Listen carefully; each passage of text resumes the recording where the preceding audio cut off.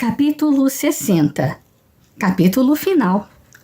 Assim que Lucas abriu a porta e se afastou para que eu entrasse, uma coisinha de pouco mais de 1 metro começou a saltitar diante de mim. Como foi? Como foi? Ele gaguejou? Samuel quis saber, fazendo sua camisola de dormir balançar ao redor do corpo. Por que ainda está acordado? Ralhei, entrando em nosso apartamento no Hotel Le Meurice. Onde está a senhora Veiga? Roncando. Ele revirou os olhos. Eu estava esperando, porque chegou uma carta para você. Estendeu-me um envelope. Sofia me escrevera. Era o que você deveria estar fazendo também. Lucas encostou à porta, ao mesmo tempo em que se livrava da gravata. Eu sei. Samuel encolheu os ombros. Mas eu preciso saber se a Marina mandou algum recado para mim. E também estava preocupado se você ia conseguir falar diante de toda aquela gente. Você conseguiu? Lucas pareceu comovido com a preocupação, mas não era para menos. Ele ficara extremamente ansioso desde que chegamos a Paris, e até mesmo Samuel tinha percebido. Mas nada se comparava ao pequeno ataque de pânico que o dominara no pátio daquela importante universidade, a poucos minutos de entrar no auditório, para falar sobre seu experimento a centenas de cientistas. Sou um péssimo orador, Elisa. Ele reclamara, correndo os dedos pelo cabelo. Ainda mais se ficou nervoso. Não se lembra de quando nos conhecemos? Isso é completamente diferente. Você vai falar sobre um assunto que domina. Conhece cada mínimo detalhe. Não há motivo para ficar inquieto desta maneira. Mas e se eu me esquecer? Deliberei por um instante, pegando sua mão e apertando seus dedos frios. Então finja que está falando só para mim. E ele fez isso, ou quase isso. Iniciara seu discurso mantendo os olhos nos meus, como se mais ninguém existisse. Aos poucos, ganhara confiança e expusera seu experimento e argumentos magistralmente, me enchendo de orgulho. Depois disso, participamos de um animado jantar, no qual ele aproveitou a distração dos convidados quando o champanhe começara a ser servido e me arrastara para trás de um imenso vaso, me beijando com força, cheio de saudade, como se estivesse esperando por aquilo a noite toda. Fiquei um pouco inseguro. Lucas contou a Samuel, pousando a mão no ombro do menino e o empurrando até as poltronas forradas de tecido verde e de um pálido creme, onde se deixou cair. Nunca tinha falado para tantas pessoas, mas acredito que tenha ido bem. Foi mais do que bem. Eu me sentei no braço da poltrona que Lucas ocupava. Ele foi aplaudido por mais de 5 minutos quando terminou, Sam. Tudo isso? Seus olhos se arregalaram. Sim, e depois diversas pessoas quiseram se apresentar a Lucas, e ele ganhou um prêmio pela contribuição à ciência. Lucas mirou em mim aqueles olhos iridescentes, repletos de diversão. Você parece mais animada com isso que eu. E estou. Perdi as contas de quantas vezes eu disse esta noite: oh sim, eu sou a esposa do premiado Dr. Guimarães. Estou muito, muito orgulhosa de você, caso ainda não tenha percebido. Seu olhar se tornou quente, vibrante, me fazendo promessas silenciosas. E eu também. Samuel pulou no colo dele. Você é o médico mais esperto que eu conheço. Ora, obrigado. Balançou seu cabelo. Mas agora chega de adulação e vá para a cama. Teremos um dia cheio amanhã. E você parece um esquilo que tomou uma jarra de café. Com muito açúcar. Dei risada. Vamos, Sam. Mas eu preciso saber se a Marina me mandou um recado. Vou ter que esperar até amanhã. E me olhou com aqueles imensos olhos escuros ansiosos. Um suspiro derrotado me escapou conforme eu rompia o lacre da carta. Está bem. Comecei a correr os olhos pelas linhas. Sofia diz que todos estão com saudades, que Valentina escreveu algumas vezes e quer saber se a Torre Eiffel já existe. Ela também perguntava na carta se por acaso eu já tinha ouvido falar em um bolseiro chamado Louis Vuitton e se poderia comprar uma de suas criações para ela. Não tinha ouvido falar dele ainda, mas havíamos chegado a Paris fazia apenas 4 dias. Se já existe? Lucas virou a cabeça, me encarando com um júbilo perigoso. Sua cunhada sempre faz esse tipo de comentário. Se já existe ou se ainda não foi inventada tal coisa. É bastante curioso. Como se ela soubesse o que irá acontecer. Oh, oh. Sofia é muito brincalhona. Forcei um sorriso. É quase como se ela tivesse dado uma olhada no futuro, ou tivesse vivido nele. Seus olhos se apertaram imperceptivelmente. Imagino quão única seria uma viagem dessas pelo tempo. Seria capaz de deixar uma pessoa confusa, questionando a própria lucidez. A cor deixou meu rosto. Meus dedos perderam a firmeza e a carta caiu no chão. Ele descobrira. Por Deus, Lucas sabia sobre a viagem no tempo. Mas alguns poderiam achar que é algo extraordinário. Um curioso, um cientista, poderia ficar tentado a investigar. É claro, seria muito perigoso para o viajante do tempo. Ele se curvou, mantendo o olhar no meu, e apanhou a carta. Muitas complicações poderiam surgir, muitas suspeitas. Talvez uma situação que o colocasse em risco de vida, como fanáticos religiosos ou a própria igreja. O mundo não está preparado para algo assim. Não, murmurei, e mesmo assim minha voz tremeu. Não está. Ele sustentou o olhar pelo que me pareceu um século inteiro, minha respiração suspensa. Eu não sabia como ele tinha descoberto. Imaginei que sua mente ágil tivesse juntado todos os fatos, mesmo que eu tivesse sido tão cuidadosa ao explicar sobre meu desaparecimento. A possibilidade de que ele pudesse fazer disso seu novo projeto me causou um nó no estômago, a ponto de eu sentir náuseas, as mãos suando frio. De fato, consigo ver quanto seria tentador querer investigar, ou apenas tentar entender. Seu olhar intenso ainda estava no meu. Ele foi capaz de ler em meu rosto as respostas às perguntas que eu via espiralar em seus olhos. Tenho certeza disso porque sua expressão foi tomada pela incredulidade e logo foi substituída pelo deslumbramento e preocupação. Ele pigarreou antes de continuar. Mas isso, digamos, no caso de um médico, seria impossível. Eu, por exemplo, não poderia. O juramento de Hipócrates me impediria. Sobre aquilo que vir ou ouvir respeitante a vida dos doentes, no exercício da minha profissão ou fora dela, e que não convenha que seja divulgado. Guardarei silêncio como um segredo religioso, citou, estendendo-me a carta.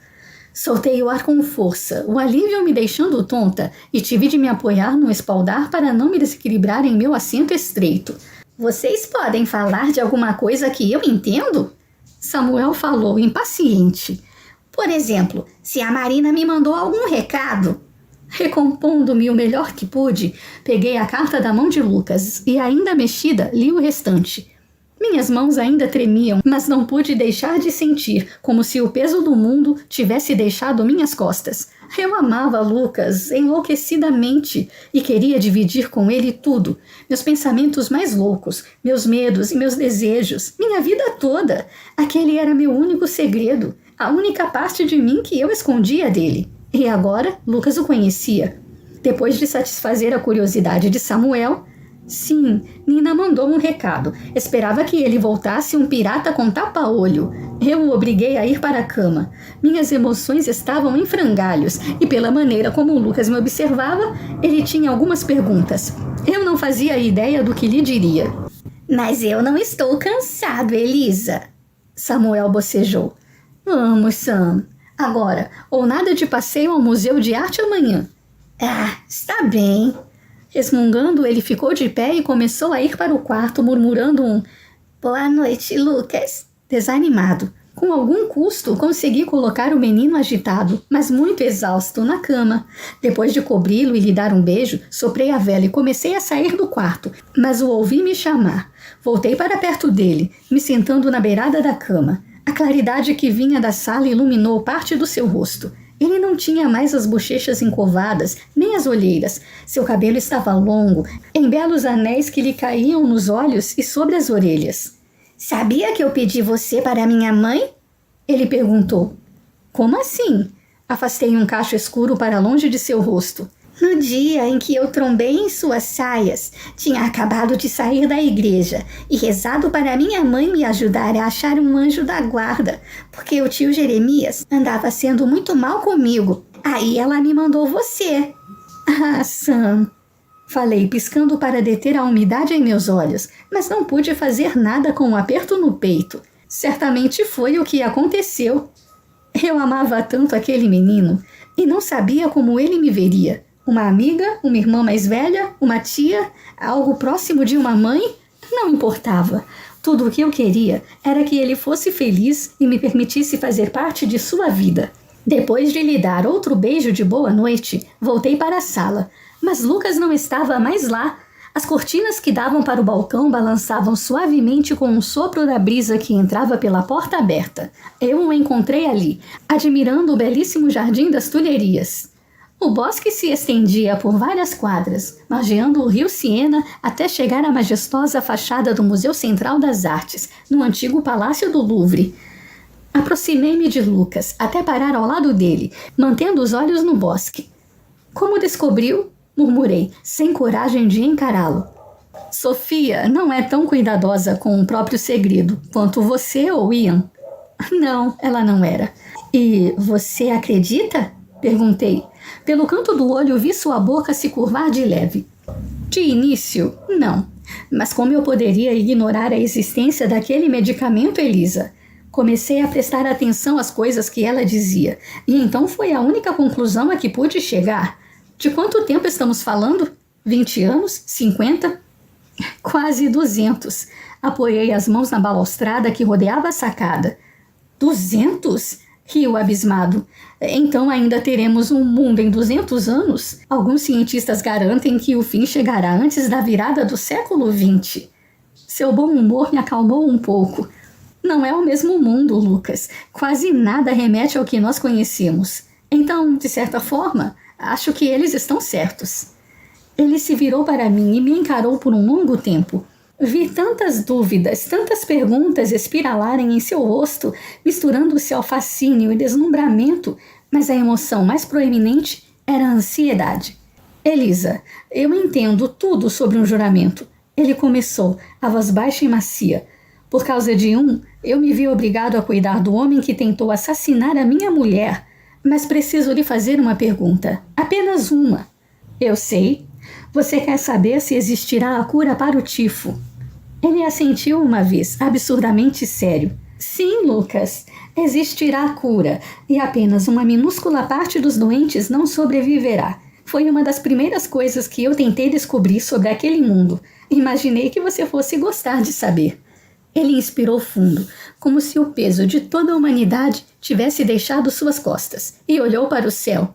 Pela maneira como seus olhos reluziram, fixos em um ponto qualquer, os cantos da boca curvados de leve, tive a impressão de que não admirava o firmamento. Ele falava com Rebeca. Voltei a contemplar o bosque, tentando lhe dar um pouquinho de privacidade. Então, perguntou um tempo depois, iremos ao museu amanhã? Prometi a Samuel. Ele viu um pintor no jardim hoje mais cedo. Quando eu contei que o museu também é uma escola de artes, ele ficou realmente interessado. Me disse que talvez possa ser um médico marinheiro artista quando crescer. Em mais um ano, ele terá escolhido tantas profissões que precisará fazer uma lista para não esquecer nenhuma. Lucas deu risada. Seja lá o que ele escolher, estou certa de que será um profissional brilhante, porque o que lhe faltava em habilidade para aprender, Samuel compensava com dedicação. E confesso que também estou ansiosa para conhecer um museu. Ian me fez prometer que vou relatar tudo o que vir em uma longa carta, mas visitaremos o museu apenas à tarde. Pela manhã vou receber a esposa do Dr. Lambert. Heloise, uma dama muito bonita e sorridente, era esposa de um físico bem educado, mas um tanto austero. Ela era um pouco mais velha e nutria a mesma paixão por música que eu. Acabamos conversando por muito tempo durante o jantar daquela noite. Não me lembro qual deles era Lambert. Lucas fez uma careta. Um de bigodes largos virados para cima, usava óculos. Ele coçou o queixo. Você acaba de descrever metade dos homens que conheci esta noite. Talvez você se lembre de Heloise quando a vir amanhã.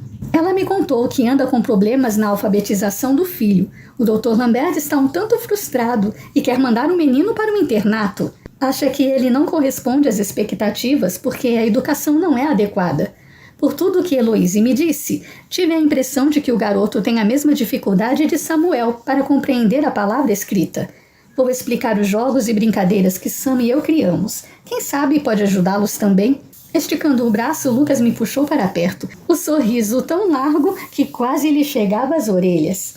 Tem alguma ideia do quanto estou orgulhoso de você, Elisa? Nesta noite você falou com toda aquela gente, com uma desenvoltura que me causa inveja. Seu francês é tão bom que tive de explicar para mais de uma pessoa que você não é francesa. Sua alegria quebrou a seriedade monótona que sempre aparece quando dois homens da ciência se juntam. E todos os avanços que fez com Samuel, meu Deus, é inacreditável.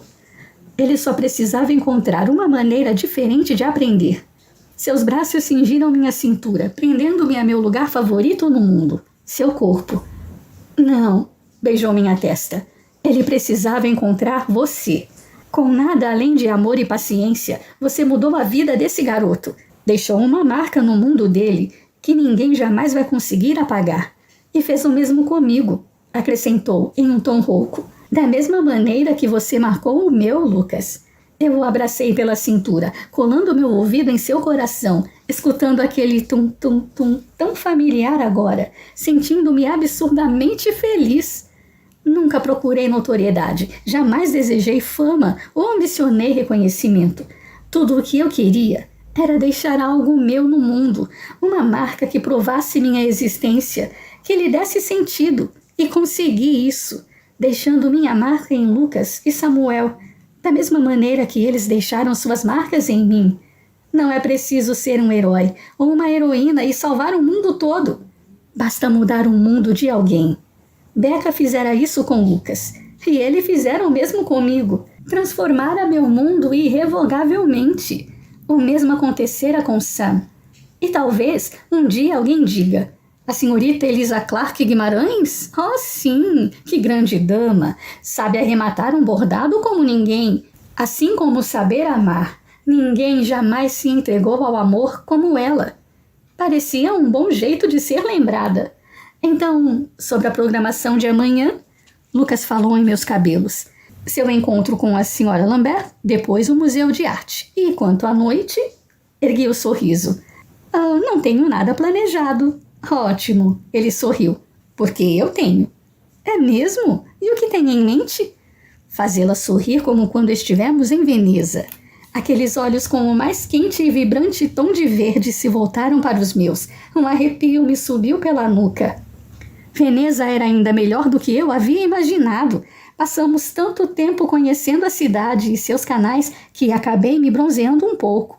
E as noites, as noites. Lucas me levava para jantar em restaurantes charmosos, onde um trio cantarolava baladas que falavam de amor. Íamos ver peças cujo figurino me deixava maravilhada. Ele me levou 3 vezes ao grande teatro La Fenice, e eu o achei ainda mais esplêndido do que a tia Margarete havia descrito. Não havia acústica melhor em todo o mundo. Depois voltávamos para o hotel, onde fazíamos amor até amanhecer. Foram 3 semanas mágicas, que tenho certeza ficaram marcadas em meu coração para sempre. Fazê-la sorrir todos os dias é o meu novo projeto, contou. Na verdade, todos os meus projetos incluem você, Elisa. Isso significa que em algum momento eu vou ter que destruir seu laboratório com uma luneta outra vez? Provavelmente. Ele gargalhou alto. Tapei sua boca com a mão, resmungando um psh, temendo acordar a senhora Veiga e Samuel.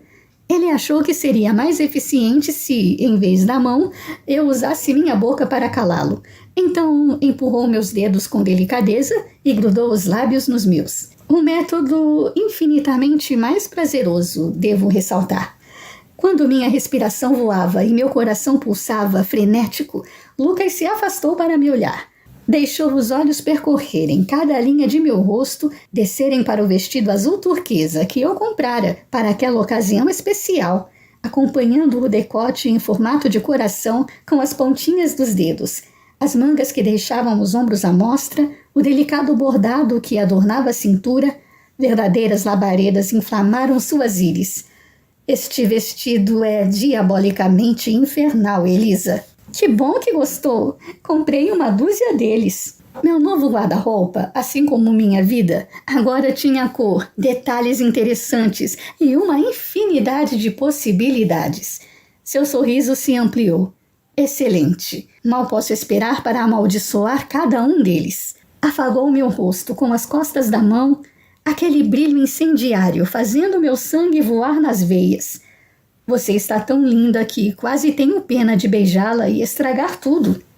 Antes que eu pudesse me opor à ideia, ele se curvou e deu início a uma trilha de beijos que começou em meu pescoço, seu nariz resvalando com reverência nas pérolas em minha garganta, o cavanhaque arranhando de leve a pele sensível.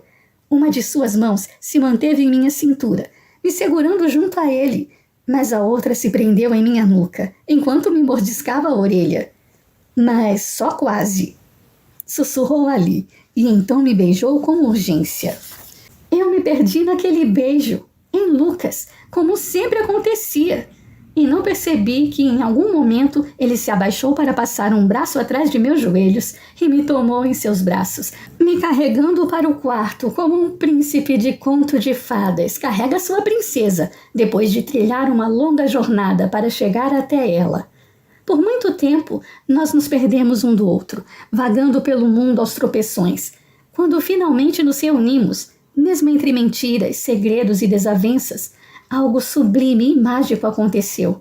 O amor encontrou um jeito de fincar suas raízes em um coração orgulhoso e em outro ferido. Escolhi Lucas para ser parte de mim, da mesma maneira que ele me escolheu para preencher os vazios que tinha em si. Juntos conseguimos construir algo maior que nós, tão maior que nós. Ele me colocou sobre a cama com muito cuidado, deitando-se a meu lado e me olhando com adoração, como se estivesse diante da mais perfeita criação. Meus olhos marejaram, não pude evitar. Por muito tempo eu me senti vazia, incompleta e tão pequena quanto um grão de areia, tentando entender onde era o meu lugar neste mundo. Agora eu sabia. Não era feito de paredes, nem tinha mobília, muito menos era um pontinho marcado no globo. Era onde eu me sentia segura e protegida, onde era aceita e amada da maneira que era. Fiz de Lucas o meu lar, e não importava para onde iríamos, quanto tempo demoraríamos ou os problemas que teríamos de enfrentar. Nós estaríamos juntos, porque assim escolhemos, porque todos os dias nos escolhíamos. Não havia nada mais belo que isso. Se pudesse compreender o que eu sinto quando olho para você, Elisa. Encaixou a mão em minha nuca, o polegar acariciando o meu pescoço. Não apenas por causa da sua aparência. Você é linda, mas é o que eu vejo dentro dos seus olhos que me comove dessa maneira, que mexe tanto comigo. Eu a amo, da maneira certa, da maneira errada e de qualquer outra que exista. Então mostre. Sussurrei, afastando com os dedos as mechas claras que lhe caíam nos olhos. Ele abriu aquele meio sorriso que eu amava. Estava torcendo para que me dissesse isso. Com os olhos cintilando paixão e deslumbramento, ele me puxou para ainda mais perto, abaixou a cabeça, colando os lábios nos meus, e atendeu meu pedido, com muita eloquência. Final.